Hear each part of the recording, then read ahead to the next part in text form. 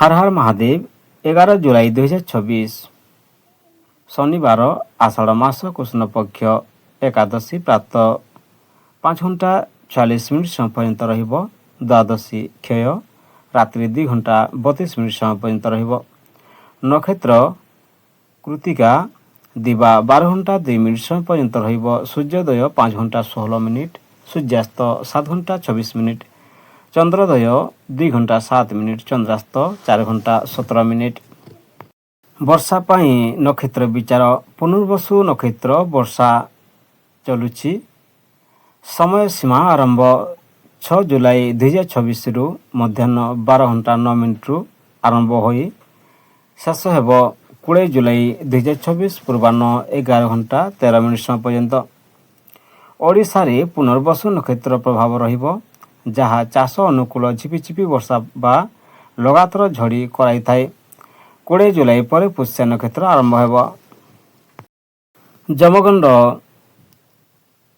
2 घंटा 12 मिनिट रु 3 घंटा 52 मिनिट, कुलिका काल 5 घंटा 52 मिनिट रु 7 घंटा 32 मिनिट, दुर्मुहूर्त 7 घंटा 39 मिनिट रु 8 घंटा 32 मिनिट, शुभ मुहूर्त अभिजित मुहूर्त 12 घंटा 5 मिनिट रु 12 घंटा 59 मिनिट, अमृत काल 8 घंटा 52 मिनिट रु 10 घंटा 19 मिनिट एवं 5 घंटा 36 मिनिट रु 7 घंटा 2 मिनिट, ब्रह्म मुहूर्त 4 घंटा 16 मिनिट रु 5 घंटा 4 मिनिट। 11 जुलाई 2026 शनिवार राहु पूर्वाह्न 9 घंटा 12 मिनिट रु 10 घंटा 52 मिनिट समय पर्यंत रहिब। चंद्रमा वृषभ राशि रे संचार करुछंती। 11 जुलाई 2026 शनि गोचर परे आपणक राशि रे कोन बदलिब? धन, चाकरी, विवाह, स्वास्थ्य और भाग्य रे कोन लिखिछंती शनिदेव। एही गोटिए गोचर काहाकू कोटिपति करिपारे तो काहाकू बड़ परीक्षार सम्मुखीन करिपारे। आपणक राशिर संपूर्ण गोचर फल जानिया पाई वीडियो को शेष पर्यंत निश्चय देखंतु। मेष राशि 11 जुलाई 2026 रे शनिदेव मीन राशि रे विराजमान अछंती। मेष राशि पाई शनि द्वादश भाव रे अवस्थित। एही समय रे खर्च, विदेश जोग, आध्यात्मिकता और गुप्त शत्रु संबंधी विषय रे सतर्क रहिबा आवश्यक। धैर्य और श्रृंखला रखिले शनिदेव धीरे धीरे भल फल प्रदान करिवे। धन अनावश्यक खर्च बढ़िब, तेणु बजेट अनुଯାयी चलंतु। विदेश किंबा बड़ संस्था सह जड़ित कामरो लाभ मिलिब। ऋण नेबा पूर्व भल भावे विचार करंतु। प्रेम और परिवार को समय दियंतु। छोट कथा को नहीं मतभेद होई पारे, किंतु धैर्य रखिले संपर्क मजबूत रहिब। कार्यक्षेत्र चाकरी रे अधिक परिश्रम करने को पड़िब। विदेशी कंपनी, हॉस्पिटल, गवेषणा किंबा सेवा क्षेत्र रे काम करुथिबा लोकंक पाई सुजोग बढ़िब। स्वास्थ्य निद्रार अभाव, पादरे जंत्रणा किंबा मानसिक चाप अनुभव होई पारे। नियमित व्यायाम, योग और ध्यान करंतु। प्रतिकार शनिवार ओं सम शनिश्चराय नमः मंत्र 108 थर जप करंतु। कला राशि, तिल किंबा सरिष तेल दान करंतु एवं शनिदेव को पूजा करंतु। वृषभ राशि 11 जुलाई 2026 रे शनिदेव मीन राशि रे विराजमान अछंती। वृष राशि पाई एही गोचर एकादश भाव रे घटुछि। एकादश भाव आय, लाभ, इच्छा पूरण, बंधु, सामाजिक संपर्क प्रतीक रही। शनिदेव एठारे धीरे धीरे किंतु स्थायी लाभ देइथांती। परिश्रम फल निश्चित मिलिब। धन आय बढ़िबार जोग रही। पुराणा विनियोगरु लाभ मिलिब। दीर्घमियादी योजन सफलता मिलिब। प्रेम और परिवार, बंधु और परिवार सहयोग मिलिब। परिवार रे शुभ कार्यर जोग रही। संतान को उन्नति, खुशी मिलिब। कार्यक्षेत्र चाकरी रे पदोन्नति, वेतन वृद्धि किंबा नुआ दायित्व मिलिब। व्यवसायी माने नुआ ग्राहक और भल लाभ पाई पारंते। स्वास्थ्य साधारणतः भल रहिब। कामर चाप जोगु क्लांति होई पारे, तेणु विश्राम नियंतु। प्रतिकार शनिवार ओं सम शनिश्चराय नमः मंत्र 108 थर जप करंतु। कला तिल, कला वस्त्र किंबा सरिष तेल दान करंतु। शनिदेव को पूजा कले शुभ फल मिलिब। मिथुन राशि 11 जुलाई 2026 रे शनिदेव मीन राशि रे विराजमान अछंती। मिथुन राशि पाई एही गोचर दशम भाव रे घटुछि। दशम भाव कर्म, चाकरी, व्यवसाय, ପଦ ପ୍ରତିଷ୍ଠା ଓ ସାମାଜିକ ସମ୍ମାନର ପ୍ରତୀକ ଶନିଦେବ ଏଠାରେ ପରିଶ୍ରମ ଶୃଙ୍ଖଳା ଓ ଦାୟିତ୍ୱ ବଢ଼ାଇବେ। ଆରମ୍ଭରେ ବିଳମ୍ବ ହୋଇପାରେ କିନ୍ତୁ ଶେଷରେ ସ୍ଥାୟୀ ସଫଳତା ମିଳିବ। ଧନ ପରିଶ୍ରମ ଅନୁଯାୟୀ ଆୟ ବଢ଼ିବ। ଚାକିରି କିମ୍ବା ବ୍ୟବସାୟରେ ଧୀରେ ଧୀରେ ଆର୍ଥିକ ସ୍ଥିତି ମଜବୁତ ହେବ। ଅନାବଶ୍ୟକ ଖର୍ଚ୍ଚରୁ ଦୂରେଇ ରୁହନ୍ତୁ। ପ୍ରେମ ଓ ପରିବାର କାମର ବ୍ୟସ୍ତତା ଯୋଗୁଁ ପରିବାରକୁ କମ୍ ସମୟ ଦେଇପାରନ୍ତି। ଜୀବନସାଥୀ ଓ ପରିବାର ସହ ଖୋଲା ମନରେ କଥା ହେଲେ ସମ୍ପର୍କ ମଧୁର ରହିବ। କାର୍ଯ୍ୟକ୍ଷେତ୍ର ପଦୋନ୍ନତି ନୂଆ ଦାୟିତ୍ୱ କିମ୍ବା ବଡ଼ ପ୍ରୋଜେକ୍ଟର ସୁଯୋଗ ମିଳିବ। ସରକାରୀ ଚାକିରି ପ୍ରଶାସନ ଇଞ୍ଜିନିୟରିଂ ନିର୍ମାଣ ଆଇନ ଓ ମ୍ୟାନେଜମେଣ୍ଟ କ୍ଷେତ୍ରରେ ଭଲ ପ୍ରଗତି ହେବ। ସ୍ୱାସ୍ଥ୍ୟ କାମର ଚାପ ଯୋଗୁଁ କ୍ଳାନ୍ତି ପିଠି କିମ୍ବା ହାଡ଼ ସମ୍ବନ୍ଧୀୟ ସମସ୍ୟା ହୋଇପାରେ। ନିୟମିତ ବ୍ୟାୟାମ ଓ ବିଶ୍ରାମ ଆବଶ୍ୟକ। କର୍କଟ ରାଶି 11 ଜୁଲାଇ 2024ରେ ଶନିଦେବ ମୀନ ରାଶିରେ ବିରାଜମାନ ଅଛନ୍ତି। କର୍କଟ ରାଶି ପାଇଁ ଏହି ଗୋଚର ନବମ ଭାବରେ ଘଟୁଛି। ନବମ ଭାବ ଭାଗ୍ୟ ଧର୍ମ ଗୁରୁ ପିତା ଉଚ୍ଚଶିକ୍ଷା ଓ ଦୀର୍ଘ ଯାତ୍ରାର ପ୍ରତୀକ ରହିଛି। ଶନିଦେବ ଏହି କ୍ଷେତ୍ରରେ ଧୈର୍ଯ୍ୟ ଓ ପରିଶ୍ରମର ପରୀକ୍ଷା ନେବେ କିନ୍ତୁ ନିଷ୍ଠାର ସହ କାମ କଲେ ସ୍ଥାୟୀ ସଫଳତା ମିଳିବ। ଧନ ଭାଗ୍ୟ ଅପେକ୍ଷା ପରିଶ୍ରମ ଉପରେ ଅଧିକ ଭରସା କରିବାକୁ ପଡ଼ିବ। ଦୀର୍ଘମିଆଦୀ ବିନିଯୋଗ ଓ ଯୋଜନାରୁ ଭବିଷ୍ୟତରେ ଭଲ ଲାଭ ମିଳିବ। ପ୍ରେମ ପରିବାର ପିତା କିମ୍ବା ଗୁରୁଜନଙ୍କ ସହ ସମ୍ପର୍କକୁ ସମ୍ମାନ ଦିଅନ୍ତୁ। ପରିବାରରେ ଧାର୍ମିକ କାର୍ଯ୍ୟ କିମ୍ବା ତୀର୍ଥଯାତ୍ରାର ଯୋଗ ହୋଇପାରେ। କାର୍ଯ୍ୟକ୍ଷେତ୍ର ଉଚ୍ଚଶିକ୍ଷା ସରକାରୀ କାମ ଆଇନ ଶିକ୍ଷା ପ୍ରଶାସନ ଓ ବିଦେଶ ସମ୍ବନ୍ଧୀୟ କ୍ଷେତ୍ରରେ ଧୀରେ ଧୀରେ ପ୍ରଗତି ହେବ। ଅନୁଭବୀ ବ୍ୟକ୍ତିଙ୍କ ପରାମର୍ଶ ଆପଣଙ୍କୁ ସଫଳତା ଦେବ। ସ୍ୱାସ୍ଥ୍ୟ ଜଙ୍ଘ ଅଣ୍ଟା କିମ୍ବା ସ୍ନାୟୁ ସମ୍ବନ୍ଧୀୟ ଛୋଟ ସମସ୍ୟା ହୋଇପାରେ। ଯୋଗ ପ୍ରାଣାୟାମ ଓ ନିୟମିତ ବ୍ୟାୟାମ କରନ୍ତୁ। ସିଂହ ରାଶି 11 ଜୁଲାଇ 2024ରେ ଶନିଦେବ ମୀନ ରାଶିରେ ବିରାଜମାନ ଅଛନ୍ତି। ସିଂହ ରାଶି ପାଇଁ ଏହି ଗୋଚର ଅଷ୍ଟମ ଭାବରେ ଘଟୁଛି। ଅଷ୍ଟମ ଭାବ ପରିବର୍ତ୍ତନ ଦୀର୍ଘାୟୁ ଗୁପ୍ତଧନ ଉତ୍ତରାଧିକାର ଗବେଷଣା ଓ ଅପ୍ରତ୍ୟାଶିତ ଘଟଣାର ପ୍ରତୀକ ରହିଛି। ଶନିଦେବ ଏଠାରେ ଧୈର୍ଯ୍ୟ ସଂଯମ ଓ ଶୃଙ୍ଖଳାର ପରୀକ୍ଷା ନେବେ। ହଠାତ୍ ପରିବର୍ତ୍ତନକୁ ବୁଦ୍ଧିମତ୍ତାର ସହ ସାମ୍ନା କଲେ ଭବିଷ୍ୟତରେ ଭଲ ଫଳ ମିଳିବ। ଧନ ଅପ୍ରତ୍ୟାଶିତ ଖର୍ଚ୍ଚ ବଢ଼ିବ। ଟ୍ୟାକ୍ସ ବୀମା ଋଣ କିମ୍ବା ଉତ୍ତରାଧିକାର ସମ୍ବନ୍ଧୀୟ କାମରେ ସତର୍କ ରୁହନ୍ତୁ।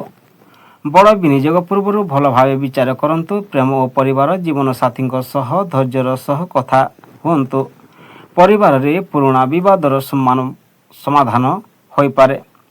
ବୟସ୍କଙ୍କ ପରାମର୍ଶକୁ ଗୁରୁତ୍ୱ ଦିଅନ୍ତୁ। କାର୍ଯ୍ୟକ୍ଷେତ୍ର ଗବେଷଣା ବ୍ୟାଙ୍କିଂ ବୀମା ଚିକିତ୍ସା ଖଣି ତଦନ୍ତ ଓ ଗୁପ୍ତ ସେବା ସମ୍ବନ୍ଧୀୟ କ୍ଷେତ୍ରରେ ଭଲ ପ୍ରଗତି ହୋଇପାରେ। କାର୍ଯ୍ୟକ୍ଷେତ୍ରରେ ଧୈର୍ଯ୍ୟ ରଖିଲେ ସଫଳତା ମିଳିବ। ସ୍ୱାସ୍ଥ୍ୟ ହାଡ଼ ଗଣ୍ଠି ପିଠି କିମ୍ବା ପାଚନ ସମ୍ବନ୍ଧୀୟ ସମସ୍ୟାକୁ ଅବହେଳା କରନ୍ତୁ ନାହିଁ। ନିୟମିତ ବ୍ୟାୟାମ ଓ ସ୍ୱାସ୍ଥ୍ୟ ପରୀକ୍ଷା କରନ୍ତୁ। କନ୍ୟା ରାଶି 11 ଜୁଲାଇ 2024ରେ ଶନିଦେବ ମୀନ ରାଶିରେ ବିରାଜମାନ ଅଛନ୍ତି। କନ୍ୟା ରାଶି ପାଇଁ ଏହି ଗୋଚର ସପ୍ତମ ଭାବରେ ଘଟୁଛି। ସପ୍ତମ ଭାବ ବିବାହ ଜୀବନସାଥୀ ବ୍ୟବସାୟିକ ସହଭାଗିତା ଓ ସାର୍ବଜନୀନ ସମ୍ପର୍କର ପ୍ରତୀକ। ଶନିଦେବ ଏହି କ୍ଷେତ୍ରରେ ଧୈର୍ଯ୍ୟ ଦାୟିତ୍ୱ ଓ ପରିପକ୍ୱତାର ପରୀକ୍ଷା ନେବେ। ତଡ଼ି ତଡ଼ି ନିଷ୍ପତ୍ତି ନ ନେଇ ବିଚାର ପୂର୍ବକ କାମ କଲେ ସ୍ଥାୟୀ ସଫଳତା ମିଳିବ। ଧନ ବ୍ୟବସାୟିକ ସହଭାଗିତାରୁ ଧୀରେ ଧୀରେ ଲାଭ ବଢ଼ିବ। ବଡ଼ ଚୁକ୍ତି କିମ୍ବା ବିନିଯୋଗ ପୂର୍ବରୁ ସମସ୍ତ ଦସ୍ତାବେଜ ଯାଞ୍ଚ କରନ୍ତୁ। ପ୍ରେମ ପରିବାର ବିବାହିତ ଜୀବନରେ ଧୈର୍ଯ୍ୟ ଓ ବିଶ୍ୱାସ ରଖିବା ଆବଶ୍ୟକ। ଅବିବାହିତଙ୍କ ବିବାହରେ ବିଳମ୍ବ ହୋଇପାରେ କିନ୍ତୁ ଭଲ ସମ୍ପର୍କ ସମ୍ଭାବନା ରହିବ। କାର୍ଯ୍ୟକ୍ଷେତ୍ର ବ୍ୟବସାୟ ଆଇନ ପରାମର୍ଶ ମାର୍କେଟିଂ ଓ ସହଭାଗିତାମୂଳକ କାର୍ଯ୍ୟରେ ଭଲ ସଫଳତା ମିଳିବ। ଚାକିରିରେ ନୂଆ ଦାୟିତ୍ୱ ମିଳିବ। ସ୍ୱାସ୍ଥ୍ୟ ମାନସିକ ଚାପ ଗଣ୍ଠି କିମ୍ବା ଅଣ୍ଟା ବ୍ୟଥା ପ୍ରତି ସତର୍କ ରୁହନ୍ତୁ। ନିୟମିତ ବ୍ୟାୟାମ ଓ ଯୋଗ ଲାଭଦାୟକ ହେବ। ପ୍ରତିକାର ଶନିବାର ଓଁ ଶନିଶ୍ଚରାୟ ନମଃ ମନ୍ତ୍ର 108 ଥର ଜପ କରନ୍ତୁ। କଳା ତିଳ ସୋରିଷ ତେଲ କିମ୍ବା କଳା ବସ୍ତ୍ର ଦାନ କରନ୍ତୁ। ଗରିବ ଓ ଅସହାୟ ଲୋକଙ୍କ ସେବା କରିବା ମଧ୍ୟ ଶୁଭ ଫଳ ଦେବ। ତୁଲା ରାଶି 11 ଜୁଲାଇ 2024ରେ ଶନିଦେବ ମୀନ ରାଶିରେ ବିରାଜମାନ ଅଛନ୍ତି। ତୁଲା ରାଶି ପାଇଁ ଏହି ଗୋଚର ଷଷ୍ଠ ଭାବରେ ଘଟୁଛି। ଷଷ୍ଠ ଭାବ ଶତ୍ରୁ ଋଣ ରୋଗ ଚାକିରି ସେବା ଓ ପ୍ରତିଯୋଗିତାର ପ୍ରତୀକ ରହିଛି। ଏହି ଶନିଙ୍କ ପାଇଁ ଅନୁକୂଳ ସ୍ଥାନମାନଙ୍କ ମଧ୍ୟରୁ ଗୋଟିଏ ଧୈର୍ଯ୍ୟ ଓ ପରିଶ୍ରମର ଆପଣ ବଡ଼ ସଫଳତା ହାସଲ କରିପାରିବେ। ଧନ ଋଣ ଶୋଧ କରିବାର ସୁଯୋଗ ମିଳିବ। ନିୟମିତ ଆୟ ବଢ଼ିବ ଏବଂ ଅଟକିଥିବା ଟଙ୍କା ଫେରି ପାଇବାର ସମ୍ଭାବନା ରହିଛି। ପ୍ରେମ ପରିବାର କାମର ବ୍ୟସ୍ତତା ଯୋଗୁଁ ପରିବାରକୁ କମ୍ ସମୟ ଦେଇପାରନ୍ତି। ଜୀବନସାଥୀଙ୍କ ସହ ସହଯୋଗ ଓ ବୁଝାମଣା ରଖନ୍ତୁ। କାର୍ଯ୍ୟକ୍ଷେତ୍ର ଚାକିରି, ସରକାରୀ ସେବା, ଆଇନ, ବ୍ୟାଙ୍କିଂ, ମେଡିକାଲ ଓ ପ୍ରତିଯୋଗିତାମୂଳକ କ୍ଷେତ୍ରରେ ଉଚ୍ଚ ସଫଳତା ମିଳିବ। ଶତ୍ରୁ ଓ ପ୍ରତିଦ୍ୱନ୍ଦ୍ୱୀଙ୍କ ଉପରେ ବିଜୟ ଲାଭ କରିପାରିବେ। ସ୍ୱାସ୍ଥ୍ୟ ପୁରୁଣା ରୋଗର ସୁଧାର ଆସିପାରେ, ତଥାପି ଖାଦ୍ୟପାନୀୟ ଦୈନିକ ଜୀବନଶୈଳୀରେ ନିୟମ ପାଳନ କରନ୍ତୁ। ପ୍ରତିକାର ଶନିବାର ଓଁ ଶମ୍ ଶନିଶ୍ଚରାୟ ନମଃ ମନ୍ତ୍ର 108 ଥର ଜପ କରନ୍ତୁ। କଲା ତିଲ, ସୋରିଷ ତେଲ କିମ୍ବା କଲା ବସ୍ତ୍ର ଦାନ କରନ୍ତୁ। ଶନିଦେବଙ୍କ କୃପା ପାଇଁ ଶ୍ରମିକ କିମ୍ବା ଦରିଦ୍ର ଲୋକଙ୍କୁ ସାହାଯ୍ୟ କରନ୍ତୁ। ବିଛା ରାଶି 11 ଜୁଲାଇ 2024ରେ ଶନିଦେବ ମୀନ ରାଶିରେ ବିରାଜମାନ ଅଛନ୍ତି। ବିଛା ରାଶି ପାଇଁ ଏହି ଗୋଚର ପଞ୍ଚମ ଭାବରେ ଘଟୁଛି। ପଞ୍ଚମ ଭାବ ଶିକ୍ଷା, ସନ୍ତାନ, ପ୍ରେମ, ବୁଦ୍ଧି, ସୃଜନଶୀଳତା ଓ ବିନିଯୋଗର ପ୍ରତୀକ। ଶନି ଏଠାରେ ଧୈର୍ଯ୍ୟ ଓ ପରିଶ୍ରମ ପରୀକ୍ଷା ନେବେ। ତଡ଼ି ବଡ଼ି ନିଷ୍ପତ୍ତି ନ ନେଇ ଯୋଜନାବଦ୍ଧ ଭାବରେ କାମ କଲେ ଭଲ ଫଳ ମିଳିବ। ଧନ ଦୀର୍ଘମିଆଦୀ ବିନିଯୋଗ ଲାଭଦାୟକ ହୋଇପାରେ। ସେୟାର ବଜାର କିମ୍ବା ବିପଦପୂର୍ଣ୍ଣ ବିନିଯୋଗରେ ସତର୍କ ରୁହନ୍ତୁ। ପ୍ରେମ ପରିବାର ପ୍ରେମ ସମ୍ପର୍କରେ ଧୈର୍ଯ୍ୟ ରଖନ୍ତୁ। ସନ୍ତାନଙ୍କ ଶିକ୍ଷା ଓ ଭବିଷ୍ୟତକୁ ନେଇ ଦାୟିତ୍ୱ ବଢ଼ିବ। ପରିବାରର ସହଯୋଗ ମିଳିବ। କାର୍ଯ୍ୟକ୍ଷେତ୍ର, ଶିକ୍ଷା, ଗବେଷଣା, ଆଇଟି, ପରିଚାଳନା, କଲା ଓ ସୃଜନଶୀଳ କ୍ଷେତ୍ରରେ ଧୀରେ ଧୀରେ ସଫଳତା ମିଳିବ। ପରିଶ୍ରମ ଫଳ ନିଶ୍ଚିତ ମିଳିବ। ସ୍ୱାସ୍ଥ୍ୟ ପେଟ, ପାଚନ ଓ ମାନସିକ ଚାପ ପ୍ରତି ସତର୍କ ରୁହନ୍ତୁ। ଯୋଗ, ପ୍ରାଣାୟାମ ଓ ନିୟମିତ ବ୍ୟାୟାମ କରନ୍ତୁ। ପ୍ରତିକାର ଶନିବାର ଓଁ ଶମ୍ ଶନିଶ୍ଚରାୟ ନମଃ ମନ୍ତ୍ର 108 ଥର ଜପ କରନ୍ତୁ। କଳା ତିଲ, ସୋରିଷ ତେଲ କିମ୍ବା କଳା ବସ୍ତ୍ର ଦାନ କରନ୍ତୁ। ହନୁମାନଙ୍କୁ ଉପାସନା କଲେ ମଧ୍ୟ ଶନିଙ୍କ ଶୁଭ ଫଳ ବଢ଼ିବ। ଧନୁରାଶି 11 ଜୁଲାଇ 2024ରେ ଶନିଦେବ ମୀନ ରାଶିରେ ବିରାଜମାନ ଅଛନ୍ତି। ଧନୁରାଶି ପାଇଁ ଏହି ଗୋଚର ଚତୁର୍ଥ ଭାବରେ ଘଟୁଛି। ଚତୁର୍ଥ ଭାବ ଘର, ମାତା, ସମ୍ପତ୍ତି, ଯାନ, ମାନସିକ ଶାନ୍ତି ଓ ସୁଖର ପ୍ରତୀକ। ଶନି ଏହି କ୍ଷେତ୍ରରେ ଧୈର୍ଯ୍ୟ, ଦାୟିତ୍ୱ ଓ ଶୃଙ୍ଖଳାର ପ୍ରତୀକ ନେବେ। ଘରୋଇ ଓ ସମ୍ପତ୍ତି ସମ୍ବନ୍ଧୀୟ କାମରେ ବିଳମ୍ବ ହୋଇପାରେ, କିନ୍ତୁ ଶେଷରେ ସ୍ଥାୟୀ ଫଳ ମିଳିବ। ଧନ, ଜମି, ଘର କିମ୍ବା ଯାନ କିଣିବା ପୂର୍ବରୁ ସମସ୍ତ କାଗଜପତ୍ର ଭଲ ଭାବେ ଯାଞ୍ଚ କରନ୍ତୁ। ଦୀର୍ଘମିଆଦୀ ବିନିଯୋଗ ଲାଭଦାୟକ ହୋଇପାରେ। ପ୍ରେମ ଓ ପରିବାର, ମାତାଙ୍କ ସ୍ୱାସ୍ଥ୍ୟ ପ୍ରତି ଧ୍ୟାନ ଦିଅନ୍ତୁ।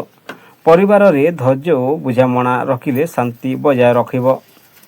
କାର୍ଯ୍ୟକ୍ଷେତ୍ର, ରିଅଲ ଏଷ୍ଟେଟ୍, କୃଷି, ଶିକ୍ଷା, ସରକାରୀ କାମ ଓ ପ୍ରଶାସନ କ୍ଷେତ୍ରରେ ଧୀରେ ଧୀରେ ସଫଳତା ମିଳିବ। କାର୍ଯ୍ୟସ୍ଥଳରେ ଅଧିକ ଦାୟିତ୍ୱ ମିଳିବ। ସ୍ୱାସ୍ଥ୍ୟ, ଛାତି, ପିଠି କିମ୍ବା ହାଡ଼ ସମ୍ବନ୍ଧୀୟ ସମସ୍ୟାକୁ ଅବହେଳା କରନ୍ତୁ ନାହିଁ। ନିୟମିତ ବ୍ୟାୟାମ, ଯୋଗ ଓ ପର୍ଯ୍ୟାପ୍ତ ବିଶ୍ରାମ ନିଅନ୍ତୁ। ପ୍ରତିକାର ଶନିବାର ଓଁ ଶମ୍ ଶନିଶ୍ଚରାୟ ନମଃ ମନ୍ତ୍ର 108 ଥର ଜପ କରନ୍ତୁ। କଳା ତିଲ, ସୋରିଷ ତେଲ କିମ୍ବା କଳା ବସ୍ତ୍ର ଦାନ କରନ୍ତୁ। ହନୁମାନଜୀଙ୍କୁ ପୂଜା କରନ୍ତୁ। ଗରିବ ଲୋକଙ୍କୁ ସାହାଯ୍ୟ କରିବା ମଧ୍ୟ ଶୁଭ ଫଳ ଦେବ।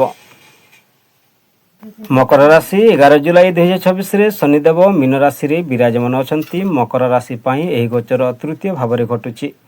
ତୃତୀୟ ଭାବ ସାହସ, ପରାକ୍ରମ, ଭାଇ ଭଉଣୀ, ଯୋଗାଯୋଗ, ଛୋଟ ଯାତ୍ରା ଓ ପ୍ରୟାସର ପ୍ରତୀକ ରହିଛି।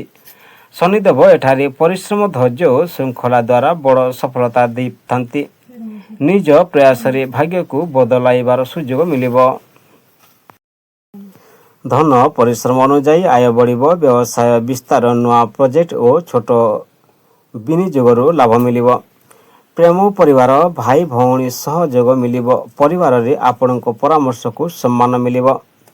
ଜୀବନସାଥୀଙ୍କ ସହ ଯୋଗାଯୋଗ ଭଲ ରଖନ୍ତୁ। କାର୍ଯ୍ୟକ୍ଷେତ୍ର, ମିଡ଼ିଆ, ଲେଖାଲେଖି, ମାର୍କେଟିଂ, ଜୀବନ, ବ୍ୟବସାୟ, ସେଲ୍ସ ଓ କମ୍ୟୁନିକେସନ୍ କ୍ଷେତ୍ରରେ ଉନ୍ନତି ହେବ।